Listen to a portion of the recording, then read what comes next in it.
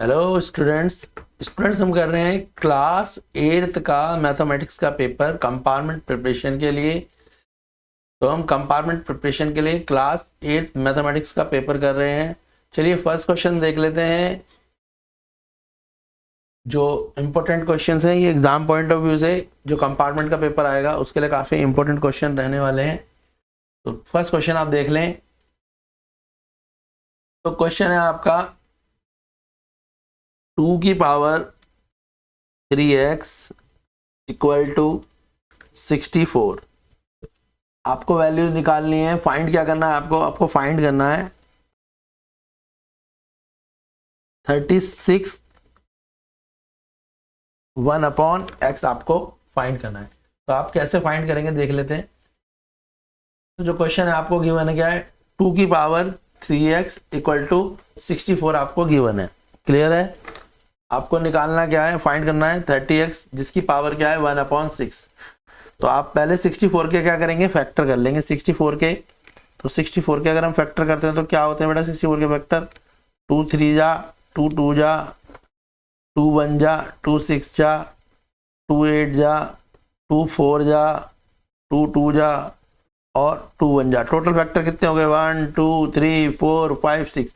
हमने 2 के ही फैक्टर क्यों करे क्योंकि यहाँ पे बेस क्या है 2 है। अगर यहाँ पे 2 है तो बेटा यहाँ 2 करेंगे। यहाँ पे 4 होता तो यहाँ पे 4 कर देते। याद रखना है। अगर यहाँ 8 होता तो 8 कर देते क्योंकि बेस सेम होनी चाहिए।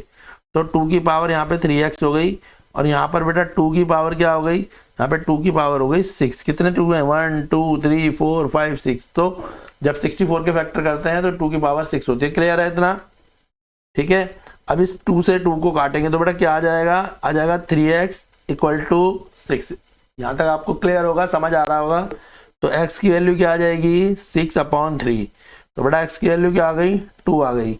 और हमें क्वेश्चन में क्या बोला हुआ है क्वेश्चन में हमें बोला है 36 की पावर 1/x की वैल्यू निकालनी है। तो हमें x की वैल्यू पता लग गई। क्या है x की वैल्यू 2 है। अब यहाँ पे रख देंगे हम 36 1/2। x की जगह पे हमने क्या रख दिया 2 रख दिया। अब 36 के हम फैक्टर करेंगे क्योंकि यहाँ पे 2 है तो ऐसा फैक्टर करेंगे जिससे 2 का ये स्क्वायर बने। तो 6 का स्क्वायर क्या होता है 36 इंटू 1/2। तो 2 से 2 काटेंगे तो 36 1/x की जो वैल्यू आएगी वो आएगी 6। तो आंसर क्या आ जाएगा इसका आंसर आ जाएगा आपका 6। क्लियर है क्वेश्चन नंबर। ठीक है। नेक्स्ट क्वेश्चन देख लेते हैं। क्लियर हो गया बेटा वाला क्वेश्चन। नेक्स्ट क्वेश्चन देखो। नेक्स्ट क्वेश्चन में आपको क्या दिया हुआ है नेक्स्ट क्वेश्चन में आपको एक रोम्बस दिया है। क्या दिया है एक रोम्बस दिया हुआ है। देखो कैसे होएगा रोम्बस वाला क्वेश्चन है ये। तो क्वेश्चन में आपको क्या दिया हुआ है क्वेश्चन में दिया हुआ है रॉक is a rectangle the diagonal meet at A if R A equal to 4a - 5 and Q A equal to 3a + 3। Find करनी है आपको वैल्यू ए की। तो बेटा आपको क्या दे रखा है एक रेक्टेंगल दे रखा है। क्या दे रखा है एक रेक्टेंगल दे रखा है। रेक्टेंगल है आपका RKOC और इसके ये दोनों डायगोनल हैं। ठीक है ओके। तो आपको पता होना चाहिए OK RC के इक्वल होगा क्योंकि रेक्टेंगल के जो डायगोनल होते हैं वो आपस में इक्वल होते हैं। और उसके अलावा ये एक मिड पॉइंट है। और दूसरी बात क्या होगा हाफ ऑफ OK भी इक्वल होता है हाफ ऑफ RC के यानी डायगोनल आपस में भी इक्वल होते हैं। तो आप कह सकते हो कि इसको मिड पॉइंट को कुछ और मान लेते हैं। ठीक है O की जगह O तो है ही इस मिड पॉइंट। ठीक है ना। ये तो आपको पता है कि OK किसके इक्वल है। ठीक है। अगर हम इसके मिड पॉइंट को M मान लें तो आपको ये भी समझना है कि MO किसके इक्वल होगा MR के। यानी ये दोनों जो डायगोनल की वैल्यूज हैं तो ये आपस में क्या होंगी इक्वल होंगी। तो आप कह सकते हैं कि 3a + 3 किसके इक्वल होगा 4a - 5 के। यहाँ तक बात क्लियर हो गई बेटा। बस अब आप इसमें क्या करेंगे जो अलजेब्रिक इक्वेशन है उसे लगा देंगे। देखो ये 4a को यहाँ ट्रांसपोर्ट करेंगे माइनस हो जाएगा और +3 को इधर ट्रांसपोर्ट करेंगे माइनस हो जाएगा। यानी 3a - 4a equal to -5 - 3। Clear हो गया। 4a में से 3a जाएगा तो क्या आएगा यहाँ पे आएगा -a और माइनस माइनस प्लस और साइन आएगा -8। तो माइनस से माइनस को काट देंगे। a की वैल्यू क्या आ जाएगी 8 आ जाएगी। तो इस क्वेश्चन का आंसर क्या होगा 8 होगा। क्लियर हो गया आपको। तो क्वेश्चन आपने देख लिया है। अच्छा क्वेश्चन था। तो बस आपको याद रखना है रेक्टेंगल जो होता है उसके डायगोनल इक्वल होते हैं और उसके डायगोनल अगर बाइसेक्ट करे आपस में भी तो वो मिड पॉइंट पे बाइसेक्ट करते हैं। तो जो भी आपको वैल्यूज दी होंगी उन्हें आप क्या करेंगे इक्वली रख के क्वेश्चन को सॉल्व कर देंगे। इस तरीके से आपका क्वेश्चन हो जाएगा। चलिए नेक्स्ट क्वेश्चन देखते हैं। नेक्स्ट क्वेश्चन है आपका बेटा, नेक्स्ट क्वेश्चन है आपको स्क्वायर रूट निकालना है। क्वेश्चन में बोला हुआ है find the square root of 1 3 वो नेक्स्ट क्वेश्चन है आपको क्यूब रूट निकालना है। घन का मतलब होता है क्यूब रूट।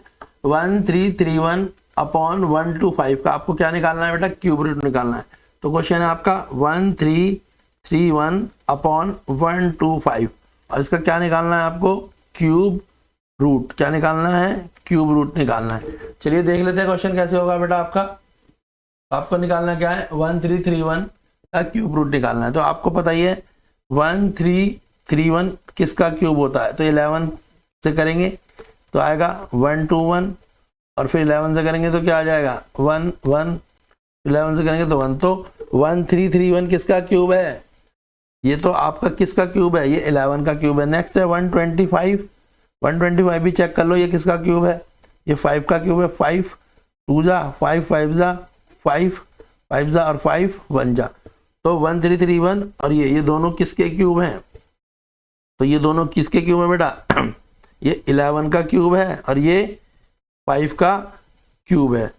तो आंसर क्या आ जाएगा 11/5। तो इसका आंसर क्या होगा 11/5 होगा। अगर ऑप्शन की भी बात कर लें तो ऑप्शन में भी आपको क्वेश्चन क्लियर समझ आएगा। तो ठीक है, अब ऑप्शन में 11/5 है, यहाँ पे मिक्स फ्रैक्शन दे रखा है। तो आप अगर इसका मिक्स फ्रैक्शन देखेंगे तो मिक्स फ्रैक्शन कैसे आएगा, मिक्स फ्रैक्शन आ जाएगा इसका 1 2 1 5 5 2 जा 1 10 और 1 11, यानी ऑप्शन 20 का करेक्ट आंसर होगा। ठीक है ना, देखो आपने पहले ऐसे निकाला है क्वेश्चन को, अगर हम इसका मिक्स फ्रैक्शन करें तो आएगा 5 2 जा 10 और 1 11। मिक्स फ्रैक्शन निकालना आता होगा, इससे इसको डिवाइड करना होता है। अगर आप 11 से इसको डिवाइड करेंगे तो 5 2 जा 10 नीचे 1। तो रिमाइंडर कहाँ लगाते हैं, ऊपर लगाते हैं, डिनोमिनेटर पर क्वेश्चन लगाते हैं और जो डिवाइडर आता है वो आपका 2। क्लियर हो गया, इस तरीके से आप मिक्स फ्रैक्शन लगा सकते हैं। तो यानी इसका आंसर है ऑप्शन बी। ठीक है, क्लियर है आपको, तो इसके में आप आंसर में ऑप्शन बी लिख सकते हैं, ये वाला इसका आंसर है। नेक्स्ट क्वेश्चन है side of the square of is 4p - 5q unit, find the area of square. आपको स्क्वायर की साइड दे रखी है और आपको एरिया निकालना है स्क्वायर का। स्क्वायर का एरिया निकालने का फॉर्मूला क्या होता है, साइड इंटू साइड होता है। तो एक साइड आपको गिवन है, आप उसे मल्टीप्लाई करेंगे तो आपका एरिया ऑफ स्क्वायर निकल जाएगा। देख लेते हैं कैसे होगा बेटा। तो आपको क्या निकालना है, क्वेश्चन नंबर 12 में एरिया ऑफ स्क्वायर निकालना। देखो कैसे होगा, तो ये एक स्क्वायर है ABCD और इसकी एक साइड है 4p - 5q। आपको ये बात पता है कि स्क्वायर की सारी साइडें क्या होती हैं, इक्वल होती हैं। तो यानी ये साइड भी क्या होगी 4p - 5q होगी, ये भी 4p - 5q होगी और ये भी 4p - 5q, क्योंकि स्क्वायर की अपोजिट साइड है क्या, सारी साइडें इक्वल होती हैं। और रेक्टेंगल की क्या होती हैं, सिर्फ अपोजिट साइड इक्वल होती है। फिर स्क्वायर का एरिया का फॉर्मूला क्या होता है, साइड इंटू साइड, यही होता है ना स्क्वायर के एरिया का फॉर्मूला। तो बस इनकी मल्टीप्लाई कर दो, यानी 4p - 5q। इसकी मल्टीप्लाई किससे करेंगे, 4p - 5q से। क्लियर है, आंसर हो जाएगा। अब देखो सॉल्व कैसे करेंगे, पहले लिखेंगे 4p और उसके बाद ये पूरा नंबर कॉपी कर देंगे, यानी 4p - 5q। फिर किसका साइन है बेटा यहाँ पे, -5q का, वापस से लिख देंगे -5q और फिर एक बार दोबारा रिपीट करेंगे 4p - 5q। अब 4 की 4 से मल्टीप्लाई करेंगे तो 4 4 जा 16, p इंटू पी क्या होता है, p स्क्वायर। फिर क्या है, प्लस माइनस माइनस का साइन लगाएंगे, 4 5 जा 20। यहाँ पे p है, यहाँ पे q है, तो डिफरेंट वेरिएबल है तो दोनों को लिख देंगे p - q। फिर 5 की 4 से करेंगे तो क्या आएगा 20, मगर माइनस है तो आएगा -20। और यहाँ पर भी क्या है p और q। इसके बाद माइनस और माइनस, माइनस माइनस क्या होता है, प्लस होता है, तो पहले लगाएंगे प्लस। फिर 5 5 जा 25 और q इंटू क्यू क्या होगा, q स्क्वायर। अब लाइक टर्म देखेंगे तो देखो ये है 16p स्क्वायर, यहाँ पे 20pq माइनस का, यहाँ पे भी माइनस का 20pq और यहाँ पे प्लस का 25q।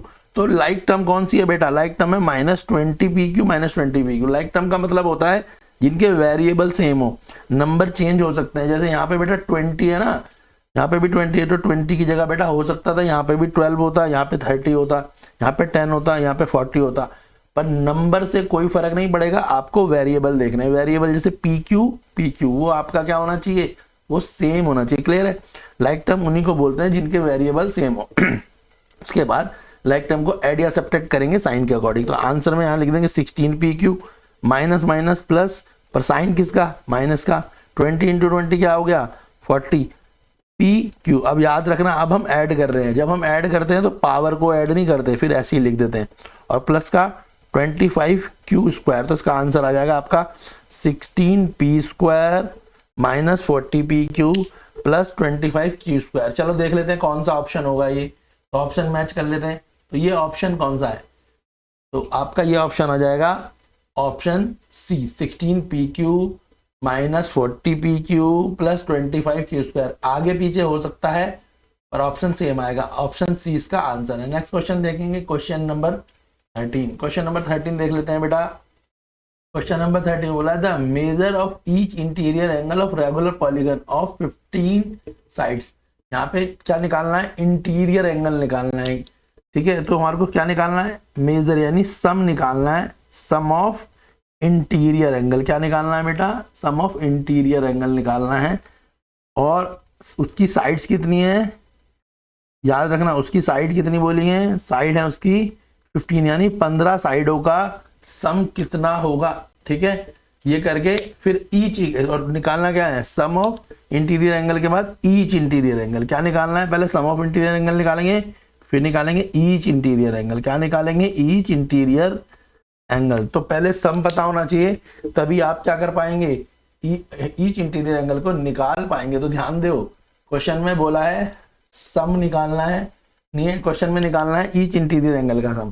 देखो आपको एक बात तो पता है, अगर कोई आपसे बोलता है ट्राइंगल और बोलता है ट्राइंगल के 3 एंगलों का सम कितना है, तो आप बेटा बोल देते हो 180 है सर। अगर बोल देता है कोई क्वाड्रिलेटरल तो आप बोल देते हो 360 है।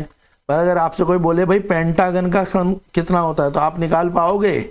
आपसे बोल दे 6 साइड वाले का कितना होता है या 15 साइड वाले का कितना है, तो आप नहीं निकाल पाओगे। तो उसके लिए फॉर्मूला याद कर लो, फॉर्मूला होता है बेटा n माइनस 2 इंटू 180। इससे आप कितनी भी बड़ा पॉलीगन हो उसका आप सब निकाल पाते हो। n का मतलब होता है साइड, n का मतलब क्या होता है, साइड होता है। तो यहाँ पर साइड कितनी है, यहाँ पर 15 साइड है। आपसे हो सकता है बोले 10 साइड होगा, 8 साइड होगा, 6 साइड होगा, और ईच बोलेगा तो फिर क्या करना है, पहले टोटल निकालना है, फिर उससे डिवाइड कर देना है। तो यहाँ पे 15 साइड है, तो n का मतलब मैंने बोला था साइड, तो लिखो 15 माइनस 2 इंटू 180। क्लियर हो गया बच्चे। तो 15 में से क्या करेंगे, 2 सब्ट्रैक्ट करेंगे, आएगा 13। 13 को मल्टीप्लाई कर दो किससे, 180 से। अब 13 को 180 से मल्टीप्लाई करके देखो क्या आएगा। अगर आप 13 को 180 से मल्टीप्लाई करें भाई, 13 इंटू 180, तो क्या आ जाएगा 2340। तो अगर हमने इससे इसको मल्टीप्लाई करा तो क्या आया 2340। तो ये कितनी साइड का सम है, ये 15 साइड का सम है। पर क्वेश्चन में बोला है ईच साइड का सम, तो ठीक है, तो ईच एंगल का सम बोला है ना, ईच इंटीरियर एंगल। तो 15 एंगलों का सम तो ये है, यानी 15 एंगल का सम कितना है भाई, 15 एंगल का जो सम है वो कितना है 2340। अगर ईच बोले तो यानी 1, तो ईच एंगल कितना होगा, ईच एंगल कैसे निकालेंगे, जो टोटल है यानी 2340 से डिवाइड किससे कर देंगे, 15 से कर देंगे। अब देखो इसे डिवाइड कर दो, 2340 इससे डिवाइड करा, 15 से डिवाइड करा, तो क्या आएगा 156। तो यानी एक एंगल का जो सम आएगा वो कितना आएगा बेटा, वो आएगा 156 डिग्री। तो इसका आंसर आएगा 156 डिग्री। कैलकुलेट मैंने आपको करके दिखा दिया, आप देखो चेक कर लो ऑप्शन कौन सा आपका ऑप्शन बेस्ट बैठेगा। यहाँ पे 156 कहाँ पे दे रखा आप चेक कर लो, तो 156 ऑप्शन सी है। तो बेटा क्वेश्चन नंबर 13 में ऑप्शन सी जो है करेक्ट आंसर होगा 156। तरीका आपको समझ आ गया, क्लियर हो गया तरीका, तो ये याद रखना, ठीक है। अच्छा ये तरीका कब लगेगा, ये टेक्निक कब लगेगी, जब आपसे इंटीरियर एंगल पूछा जाए। तो इंटीरियर एंगल जो होते हैं वो चेंज होते रहते हैं, 3 साइडों में कुछ और होगा, 4 में कुछ और होगा, 5 में कुछ और होगा, 10 में। मगर अगर आपसे कभी भी बोले सम ऑफ एक्सटीरियर एंगल, क्या बोले एक्सटीरियर एंगल, तो याद रखना वो हमेशा 360 होता है। एक्सटीरियर एंगल का सम, जो एक्सटीरियर एंगल होते हैं किसी भी पॉलीगन में, उन सारे पॉलीगन में, जैसे वो 3 साइड का हो, 4 का हो, 5 का हो, पर sum of exterior angle of polynomial क्या होता है 360। कई बार ये क्वेश्चन डायरेक्ट पूछ लिया जाता है। तो जब आपसे एक्सटीरियर बोलेंगे तो आपको सॉल्व नहीं करना, आप सीधे लिख देंगे, और इंटीरियर होगा तो आपको इस तरीके से सॉल्व करके आंसर निकालना होगा। चलिए बेटा नेक्स्ट क्वेश्चन देख लेते हैं। क्वेश्चन नंबर नेक्स्ट देखते हैं। नेक्स्ट क्वेश्चन है आपका फैक्टर करना है आपको एक्स स्क्वायर माइनस 16 के फैक्टर करने। देखो कैसे होगा क्वेश्चन। तो नेक्स्ट क्वेश्चन में हमें फैक्टर करना है एक्स स्क्वायर माइनस 16 का। चलिए देख लेते हैं कैसे होगा बेटा क्वेश्चन। तो क्वेश्चन है एक्स स्क्वायर माइनस 16। तो देखो यहाँ पर तो स्क्वायर है और यहाँ पर स्क्वायर नहीं है। जब भी कोई क्वेश्चन ऐसा हो जिसमें एक जगह पे स्क्वायर हो दूसरे पे स्क्वायर ना हो मगर माइनस लगे, यानी दो नंबर ही होने चाहिए, उसकी टर्म्स कितनी होनी चाहिए, 2 होनी चाहिए और उनमें यहाँ पे माइनस होना ही चाहिए और स्क्वायर लिखा हो, तो हमेशा आइडेंटिटी लगाओ X square minus Y square की। और बेटा आइडेंटिटी होती है एक्स माइनस वाई या और एक्स प्लस वाई। कई बार इसे ए प्लस बी से भी रिप्रेजेंट करते हैं। अलग अलग स्कूलों में अलग अलग बुक में आप वेरिएबल जो होते हैं चेंज हो सकते हैं, एक्स वाई भी हो सकता है, ए बी भी हो सकता है, पी क्यू भी हो सकता है, मगर इसका रूल कहता है नंबर 2 होने चाहिए और यहाँ पर माइनस होना चाहिए। अगर 2 नंबर है और यहाँ पर माइनस है तो हमेशा उस नंबरों को एक बार माइनस कर दो और एक बार प्लस कर दो, आपका क्वेश्चन सॉल्व हो जाएगा। तो यहाँ पर स्क्वायर है, यहाँ पर स्क्वायर नहीं है, तो इसको भी स्क्वायर करेंगे। कैसे करेंगे, हमें पता है ये एक्स स्क्वायर माइनस 16 है, तो हम इसे ऐसे भी तो कर सकते हैं। ये तो एक्स स्क्वायर हो ही गया, इसको क्या कर सकते हैं -4 का स्क्वायर कर सकते हैं, नहीं कर सकते, बिल्कुल कर सकते हैं सर। अब ये नंबर पे भी स्क्वायर आ गया, इस पे भी स्क्वायर हो गया, माइनस हो गया, बस। अब आपका क्वेश्चन सॉल्व है। आप इसे एक बार माइनस लिख दो और एक बार प्लस, एक बार लिखो x -4 और एक बार लिख दो x +4, आपका आंसर आ जाएगा। पर याद रखना इसे करने के लिए आपको ये दोनों नंबरों के ऊपर क्या करना पड़ेगा, स्क्वायर करना पड़ेगा। जब दोनों में स्क्वायर होगा उसके बाद ही आप इस स्टेप को फॉलो करेंगे। अगर आप इसे बिना करे फॉलो करेंगे तो आपका आंसर गलत होगा। ऑप्शन देख लेते हैं कौन सा ऑप्शन करेक्ट है। क्वेश्चन नंबर 14 में जो ऑप्शन है x -4 और x +4, ऑप्शन बी इसका करेक्ट होगा। देखो यहाँ पे कंफ्यूज करने के लिए x -4 दे रखा है, 16 दे रखा है, तो ये सब गलत है। एक ऑप्शन बी ही इसका करेक्ट होगा। क्लियर है क्यों करेक्ट है, क्योंकि इसमें आइडेंटिटी बेस्ड क्वेश्चन है, तो आपको ध्यान देना होगा। क्लियर है। नेक्स्ट क्वेश्चन देख लेते हैं। नेक्स्ट क्वेश्चन क्या है, तो बेटा नेक्स्ट क्वेश्चन है आपका, नेक्स्ट क्वेश्चन में क्या करना है आपको, वैल्यूज निकालनी। क्या निकालनी है, वैल्यू निकालनी है। क्वेश्चन में क्वेश्चन नंबर 15 दे रखा है, वैल्यू देख लो। वैल्यू में निकाला है find the value of 6m divide by m + 1 = 4। तो क्वेश्चन में क्या दे रखा है, क्वेश्चन नंबर 15 में दे रखा है आपको 6m, उसे किससे डिवाइड करना है, m + 1 = 4 = 8 दे रखा है और m की वैल्यू निकालनी क्या है आपको, m की वैल्यू निकालनी। तो क्वेश्चन देख लेते हैं एक बारी। तो क्वेश्चन आपके पास ये है, क्वेश्चन 6m m + 1 = 8 और m की वैल्यू निकालनी है। तो इसके नीचे कोई डिनोमिनेटर नहीं है तो इसके नीचे 1 लगा दो और दोनों की क्या कर दो बेटा, दोनों की क्रॉस मल्टीप्लाई कर दो। जब क्रॉस मल्टीप्लाई करेंगे तो क्या हो जाएगा, एक तरफ आएगा 6m × 1 और दूसरी तरफ आएगा m + 1 डिवाइड बाई 8, वो मल्टीप्लाई बाई 8, सॉरी, इस 8 की मल्टीप्लाई इन दोनों से कर देंगे, इस 1 की मल्टीप्लाई इससे करेंगे। क्लियर है। हमेशा जब भी ऐसा क्वेश्चन होता है, ये क्वेश्चन जो होते हैं अलजेब्रिक होते हैं, तो अगर किसी नंबर के नीचे डिनोमिनेटर नहीं है तो 1 लगाएंगे, फिर क्रॉस मल्टीप्लाई करेंगे। 6m की 1 से मल्टीप्लाई करेंगे तो क्या आ जाएगा 6m, क्योंकि 1 की किसी से भी मल्टीप्लाई करते हैं तो नंबर इटसेल्फ आता है। अब 8 की m + 1 से करेंगे तो आएगा बेटा 8m + 8। क्लियर है यहाँ तक। अब देखो यहाँ पे नंबर तो कांस्टेंट वैल्यू है और कांस्टेंट वैल्यू में तो हम कुछ करेंगे नहीं, कांस्टेंट वैल्यू में तो कुछ भी नहीं करा जाएगा। हम किस में करेंगे, वेरिएबल में। तो उस वेरिएबल को ट्रांसपोर्ट कर दो बेटा, तो हो जाएगा 6m - 8m = 8। क्लियर हो गया होगा यहाँ तक तो बच्चे। अब यहाँ करेंगे 6m से 8m को माइनस करेंगे तो क्या आएगा, यहाँ पे आएगा 2m = 8। यहाँ तक आपको समझ आ गया होगा। तो यहाँ पर हमारा आंसर जो आने वाला है यहाँ पे आ गया, यानी 2m = 8 है। रिपीट करा है मैंने इस स्टेप को। अब m के साथ -2 मल्टीप्लाई हो रहा है तो जो नंबर इधर मल्टीप्लाई होता है वो डिवाइड हो जाएगा, यानी 8 से आप क्या करेंगे -2 से डिवाइड करेंगे तो m की वैल्यू क्या आ जाएगी, m की वैल्यू आ जाएगी बेटा आपकी -4। तो वापस से रिपीट करके बता देता हूँ क्या करना होता है क्वेश्चन में। तो क्वेश्चन में सबसे पहला काम जो होता है आपका वो होता है, जब भी ऐसा क्वेश्चन हो, अगर कोई नंबर में डिनोमिनेटर नहीं है तो आप उसका डिनोमिनेटर लगा लें। डिनोमिनेटर का मतलब 1। फिर क्या करेंगे आप क्रॉस मल्टीप्लाई करेंगे। तो याद रखना जब भी यहाँ नंबर 2 या 3 हो तो ब्रैकेट लगा ले ताकि आपकी कैलकुलेशन गलत ना हो, और फिर सारे नंबरों से मल्टीप्लाई करें और इंटीजर्स का रूल को फॉलो करते हुए आप क्वेश्चन को करेंगे तो आपका करेक्ट आंसर आएगा। क्वेश्चन नंबर 15 है, ऑप्शन मैच कर लेते हैं कौन सा है इसका। तो -4 देख लो, आपका आंसर आ रहा है ऑप्शन डी। तो कौन सा ऑप्शन है बेटा, ये आपका ऑप्शन डी करेक्ट आंसर है। क्लियर है? हम कर रहे हैं कंपार्टमेंट की प्रिपरेशन क्लास 8 मैथमेटिक्स की। तो अभी स्टार्ट करिए। जितने भी क्वेश्चंस हम करा रहे हैं आपको, ये सभी क्वेश्चन बच्चों के क्वेश्चन पेपरों से और कंपार्टमेंट के पेपरों से ही ये पेपर आ रहे हैं। अभी जो बच्चों के कंपार्टमेंट के कुछ पेपर हुए हैं उन्हीं से रिलेटेड ये क्वेश्चन है। तो अभी हम ज़्यादातर क्वेश्चन छोटे करा रहे हैं, 1 या 2 नंबर वाले। जल्दी ही सेक्शन बी सी डी के बड़े बड़े क्वेश्चन और केस स्टडी भी करानी शुरू कर देंगे। और फिर जैसे ही हमारे पे अलग अलग स्कूलों के कंपार्टमेंट के और पेपर आएंगे, गवर्नमेंट स्कूल के पेपर आएंगे, तो वो भी करा देंगे, ताकि आपकी क्लास 8 की कंपार्टमेंट की प्रिपरेशन अच्छे से हो पाए। और जो बच्चे कंपार्टमेंट आए हैं उनका कंपार्टमेंट के कारण जो साल खराब होने से बच जाए, वो अच्छे से स्कोर कर पाए। वीडियोस को लाइक जरूर करें और अपने फ्रेंड के साथ शेयर करें, ताकि उनकी भी हेल्प हो पाए जिनकी कंपार्टमेंट में। हमारा विजन है कि आप बिना ट्यूशन्स के ही अच्छे से अपना पेपर कर पाएँ और रिजल्ट ला पाएँ। वीडियोस को लाइक करें, शेयर करें और अपने फ्रेंड्स को भी वीडियोस के बारे में इन्फॉर्म करें।